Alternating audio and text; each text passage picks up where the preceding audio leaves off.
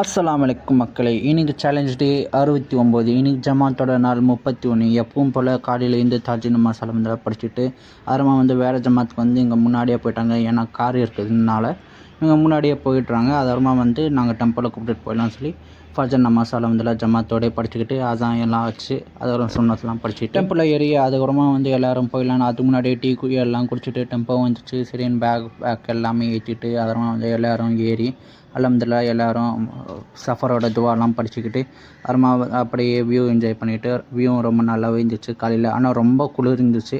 அதுக்கப்புறமா 5 கிலோமீட்டருக்குள்ளே இருக்குதுன்னு சொன்னாங்க. மஸ்ஜித்தும் அல்ஹம்துலில்லாஹ் ரொம்ப பெருசாகவே இருந்துச்சு.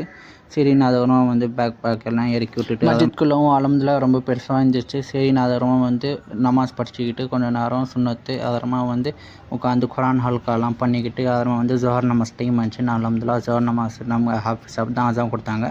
ஜோஹர் நமாஸ் அல்ஹம்துலில்லாஹ் ஜமாத்தோட படிச்சுக்கிட்டு அதுக்கப்புறமா திரும்ப கொஞ்சம் நேரம் உட்காந்து தாலீம் படிச்சுக்கிட்டு 3:30 அதுக்கப்புறமா அசர் நமாஸ் அல்ஹம்துலில்லாஹ் ஜமாத்தோடய படிச்சுக்கிட்டு அதுக்கப்புறமா திரும்ப குரான் ஹல்கா ஆச்சு. அதுக்கப்புறமா மக்ரிப் நமாஸ் அல்ஹம்துலில்லாஹ் ஜமாத்தோடய படிச்சுக்கிட்டு அதுக்கப்புறமா நமாஸ்லாம் எப்படி படிக்கணும்னு சொல்லி கொடுத்தாங்க. அது கொஞ்சம் அப்படியே ரீகால் பண்ணிக்கிட்டு அதுக்கப்புறமா இஷா நமாஸும் டைம் ஆச்சு. நான் இஷா நமாஸும் ஜமாத்தோட படிச்சுட்டு அவ்வளோதான் மக்களே. என்னோடய விலாக் இங்கே முடியுது.